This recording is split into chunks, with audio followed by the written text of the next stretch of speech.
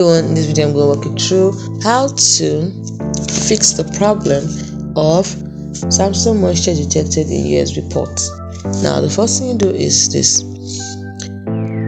you press down, you plug in your charger. First of all, after plugging in your charger, you see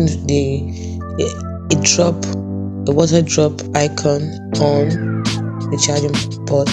Now, I've already fixed mine, that's why it isn't showing. So once you've done that, once you've seen that, the next thing you do is press down on the power button and the volume down button at the same time.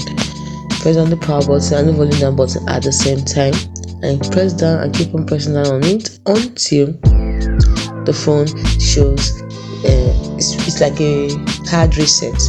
So once you've done that, after some time it will show Samsung the start button, and then it start charging again. If that doesn't work for you, another thing you can do is you can turn off your phone, plug in your charger, then make sure immediately that you plug in your charger, you press the power button and volume down button at the same time.